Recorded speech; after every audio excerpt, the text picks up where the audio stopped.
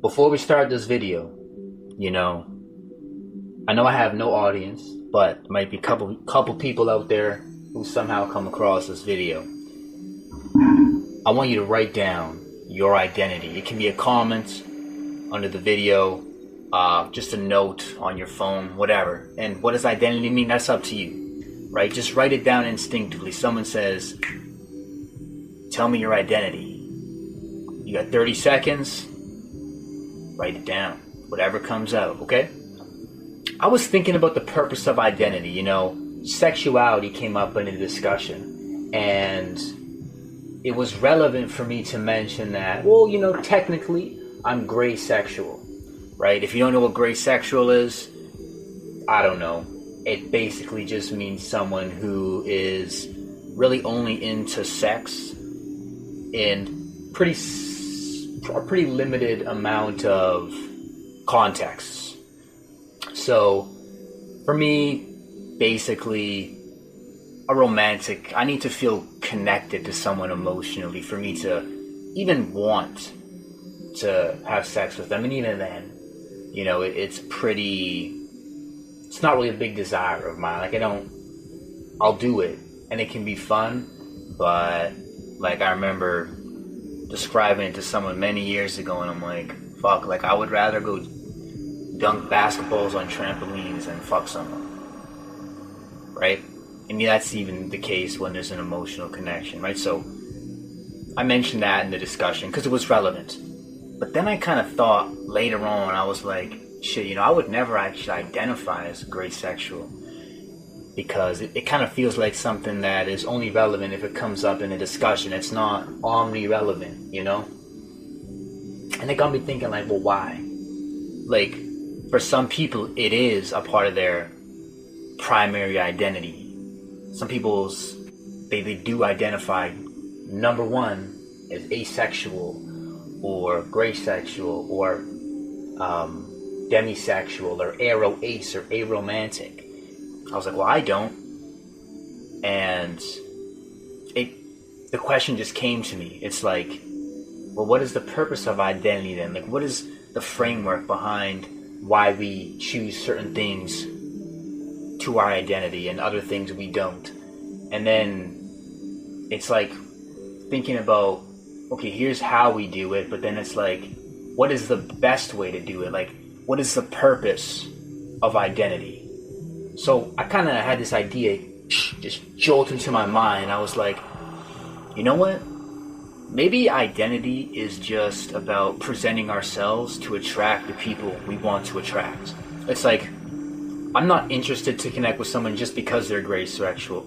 But on the other hand, someone who's into philosophy and veganism and nutrition all together, it's like, shit, that's someone who I'd be so interested in connecting with and talking with, They could be gray sexual, they could not be gray sexual. The point is, the gray sexuality thing is irrelevant, while the certain ethical worldviews and the interest in plant-based nutrition, these are things that, I have a big interest in. And I feel like I connect with someone over this stuff, And that's because anytime I come across someone who's, someone's like, oh, I like Michael Dr. Greger. In the past month, 2 different people told me, they mentioned in conversation that they read Michael Dr. Greger's How Not to Die book. And instantly I'm just like, fuck, I fuck with you, man. I fuck with you just because you read that book. So I know that this is something that makes me connect with people. It's like, I thought about the worldview shaping thing, right? Because that's what a lot of people talk about with identity too. It's like, what shapes your worldview? But it's like, well, gray sexuality does shape my worldview, right? It has to. Being barely sexual among a hypersexual species, I'm a member of the fucking Homo sapiens, the Homo sapiens sapiens. We, as a species, are fucking horny motherfuckers, man.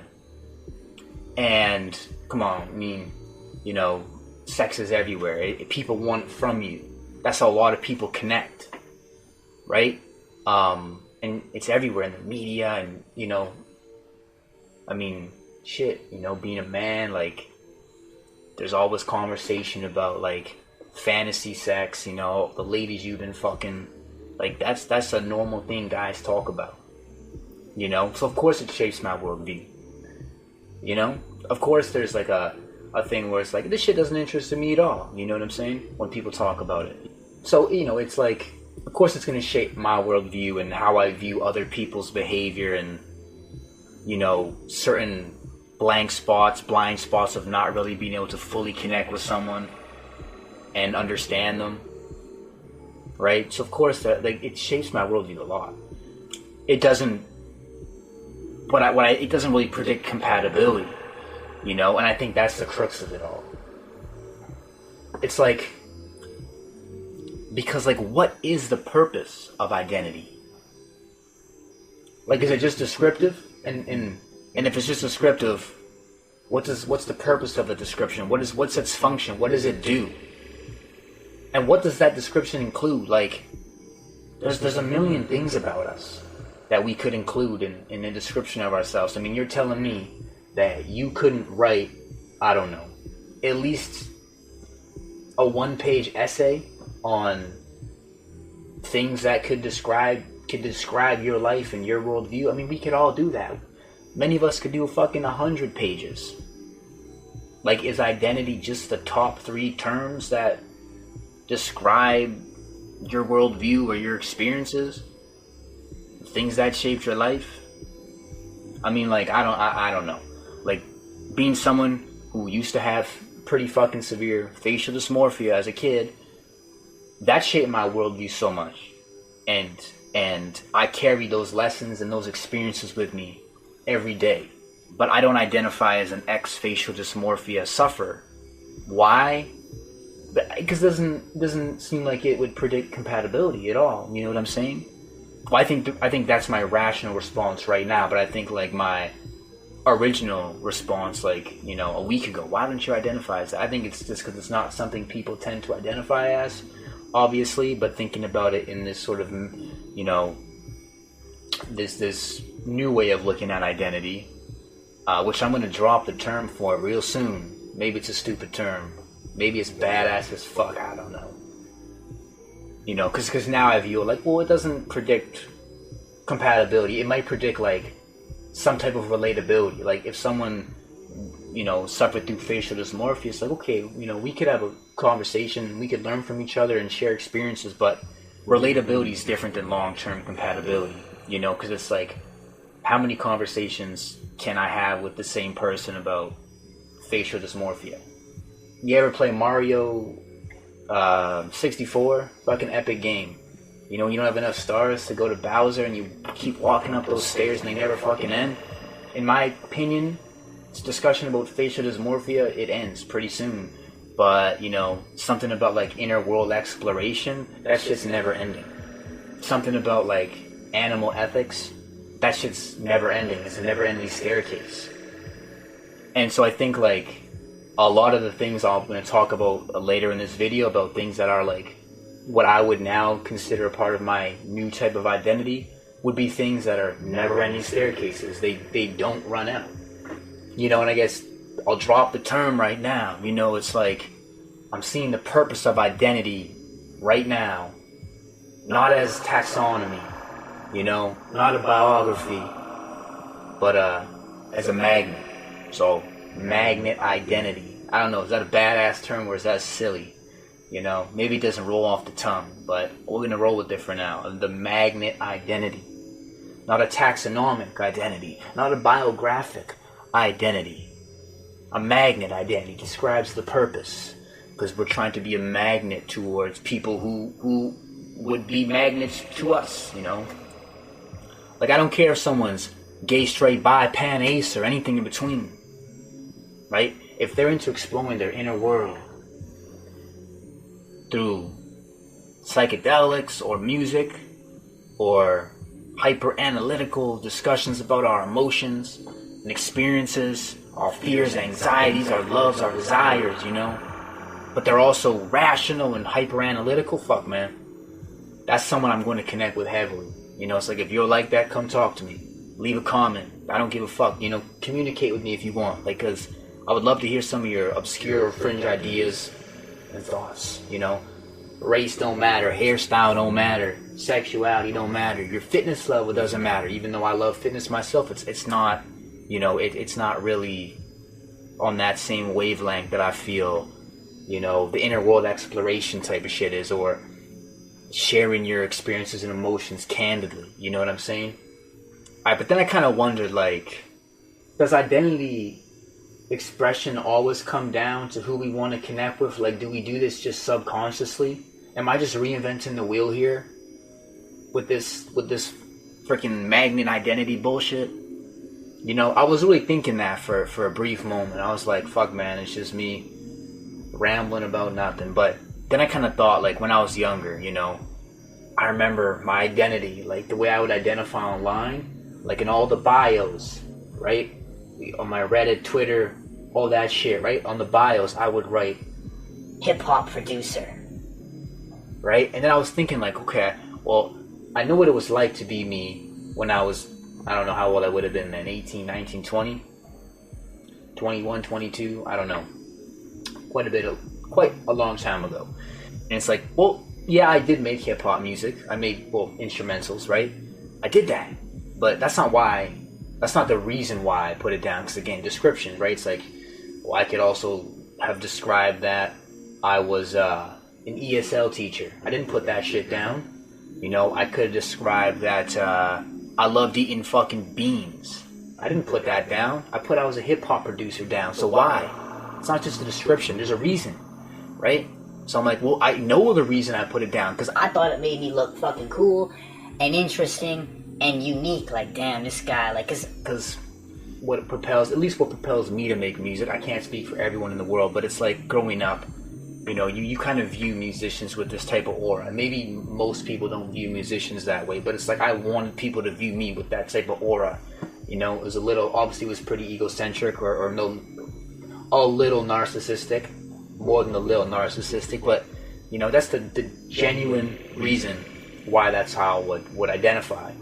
I wanted people to view me in this way, that had this aura, this like, damn, this guy's unique, this guy's interesting, you know? And the you know what the fucked up thing is, right? Contrasting that with the magnet identity shit I'm just talking about here, I had no interest ever connecting with other music producers, right? Music was always something that I made and shared with myself and some friends. You know, I've always been kind of shy about sharing my music to people, you know, until recently. But even then, I'm still a little anxious every time, you know, I'm sharing a new album with people. Right? But it's like I never was into collabs, and I'm still not into collabs musically, you know? So it doesn't fit into that magnet identity paradigm. It was more just descriptive, trying to impress you type of shit. It wasn't, you know, not based on attracting people.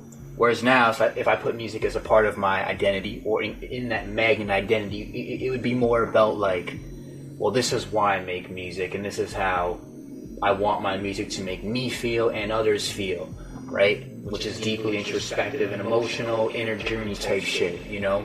A lot of it would probably be good on psychedelics, but I'm nervous to listen to my own stuff on psychedelics. I had one experience, and I might share that one time. I also want to connect with people who like getting into their inner world and feelings with music, you know? And like I said, a lot of my music exists just for that reason. So it makes sense, right? So then I was kind of questioning, like, different frameworks for identity, right? Is one more valid than the other? Does one have more utility, right?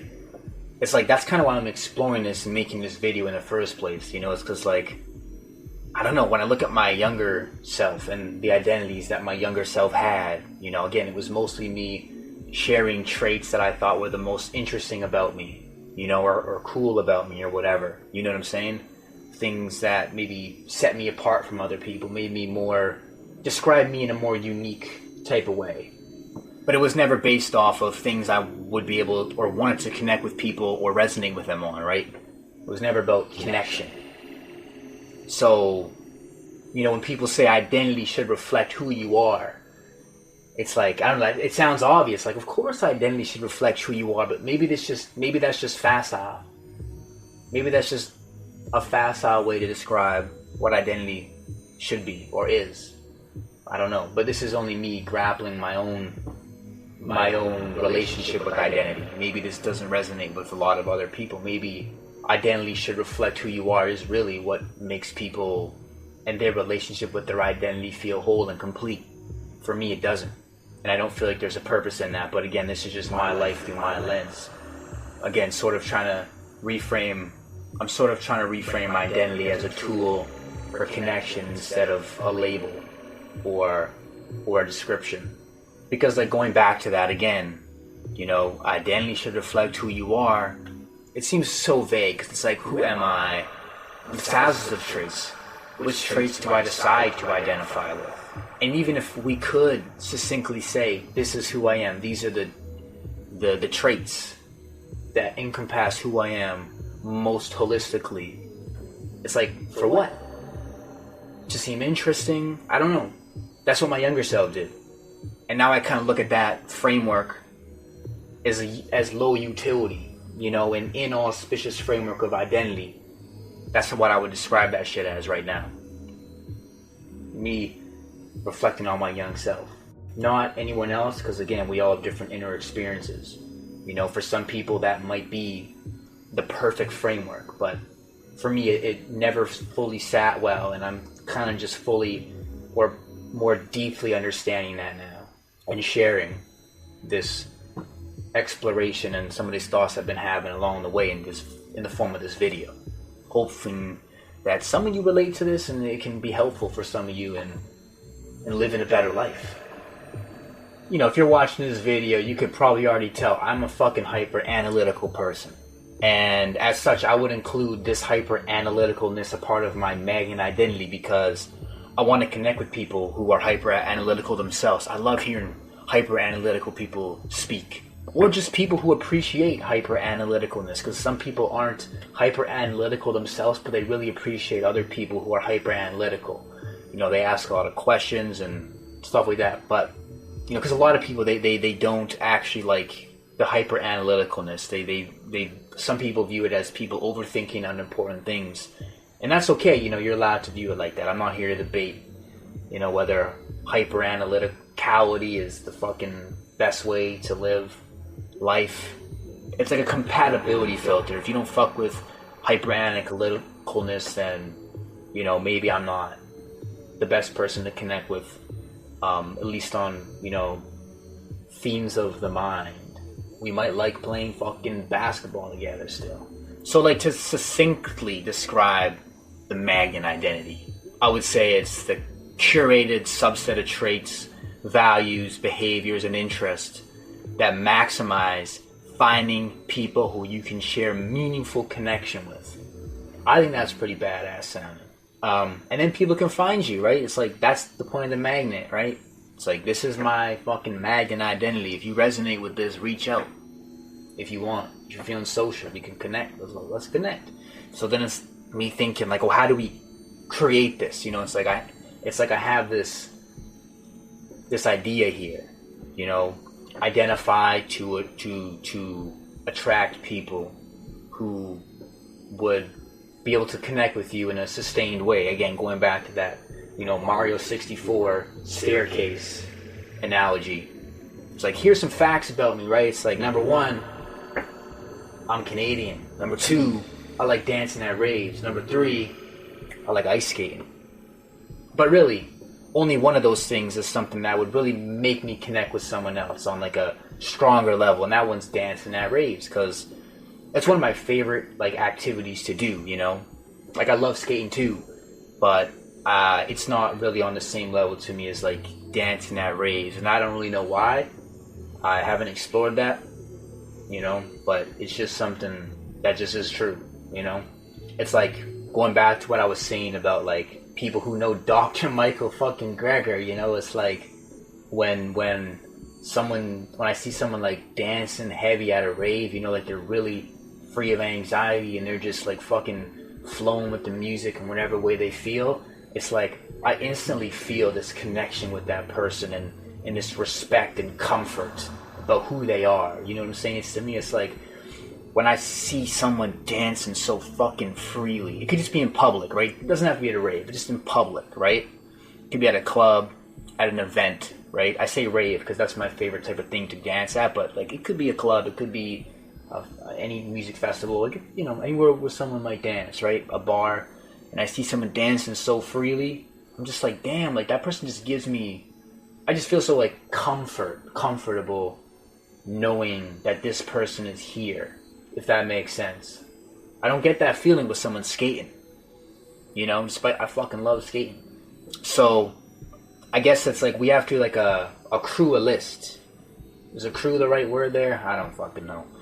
Of like interests we have, but not just any interest, like interests that we share with people, that we like doing with people, collaborating, right? Not things we like doing alone necessarily, right? But things we can connect with other people on. And then we have that list and we try to like turn it into something more succinct, you know? Like, I like hyper-analytical discussions. I like music that is emotional and introspection-inducing. I like exploring my inner world, you know, and exploring different metaphysical perspectives or experiences or delusions, or however you want to call them, on fucking mushrooms or something, you know? And I love dancing in public, you know? And I'm into veganism, nutritionally, ethically. I love camping, hiking, you know, biking around at fucking midnight. I love having discussions where people are not afraid to talk about their fears, anxieties, not ashamed of it, you know? So it's like, how do we turn that into something more succinct? And I guess what I came up with was this, you know? I love inner world exploration through hyper-analytical conversations, psychedelics, and the music I create. I love dancing in public, disappearing into the bush, biking around aimlessly at midnight, and connecting with people who think and feel intensely and aren't ashamed about it. And I firmly believe that ethics extends beyond humans. So I don't know, what do y'all think? Interesting, not interesting? If you wrote an original comment about identity, or you typed some note in your phone, right? After listening to this, like, if you wrote your identity again, like, would your identity have changed? How did it change? Or did it not change at all? I don't know.